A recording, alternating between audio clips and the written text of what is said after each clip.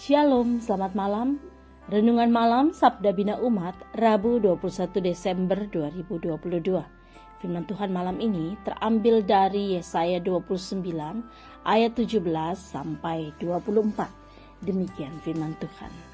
Bukankah hanya sedikit waktu lagi Libanon akan berubah menjadi kebun buah-buahan, dan kebun buah-buahan itu akan dianggap hutan? Pada waktu itu orang-orang tuli akan mendengar perkataan-perkataan sebuah kitab, dan lepas dari kekelaman dan kegelapan, mata orang-orang buta akan melihat. Orang-orang yang sengsara akan tambah bersukaria di dalam Tuhan, dan orang-orang miskin di antara manusia akan bersorak-sorak di dalam Yang Maha Kudus, Allah Israel. Sebab orang yang gagah sombong akan berakhir, dan orang pencemooh akan habis, dan semua orang yang berniat jahat akan dilenyapkan. Yaitu mereka yang begitu saja menyatakan seseorang berdosa di dalam suatu perkara, dan yang memasang jerat terhadap orang yang menegur mereka di pintu gerbang, dan yang mendesak orang benar dengan alasan yang tidak-tidak. Sebab itu beginilah firman Tuhan, Allah kaum keturunan Yakub, Dia yang telah membebaskan Abraham.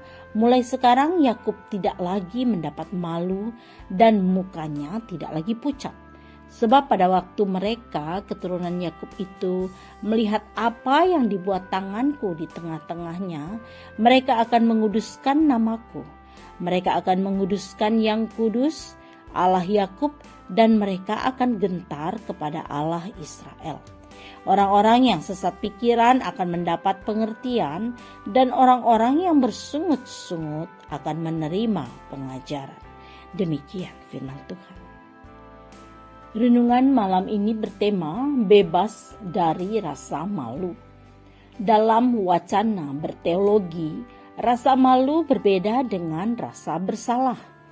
Kalau rasa bersalah dipengaruhi oleh tradisi biblis dan Yudaisme, sedangkan rasa malu diperoleh dari tradisi lokal yang tersimpan dalam kebudayaan-kebudayaan kita.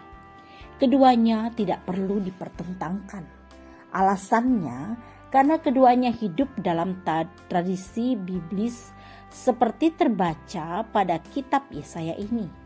Rasa malu adalah perasaan mendalam tentang nilai-nilai kehormatan yang diyakini menentukan harga diri seseorang atau sebuah komunitas. Harga diri dipertahankan agar tidak jatuh karena malu atau dipermalukan. Berbagai nasihat pun muncul agar tidak mempermalukan diri sendiri ataupun coba-coba mempermalukan seseorang. Karena dampak rasa malu adalah kehilangan muka yang diekspresikan hingga ekstrim berupa amok, menggunakan cara-cara kekerasan demi menuntut orang yang telah membuat malu. Bangsa Israel pernah dipermalukan oleh bangsa lain. Pengalaman malu atau dipermalukan ini terjadi akibat kedegilan umat karena merampas hak si miskin, menyengsarakan orang menderita, menjadi sombong, pemfitnah, bernafsu jahat terhadap orang adil dan orang benar. Tuhan tidak tinggal diam. Tuhan mempermalukan umatnya dengan penghukuman hingga waktu keselamatan pun tiba. Tuhan mengangkat wajah umatnya dan memulihkan dari rasa malu mereka. Masa pemulihan Tuhan itu dimulai dari kelompok orang-orang lemah, sengsara dan miskin. Harga diri mereka diangkat kembali oleh Tuhan.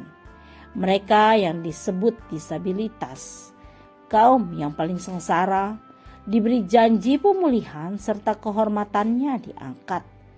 Perbuatan Tuhan atas umatnya ini adalah tindakan pembebasan, yaitu membebaskan dari rasa malu.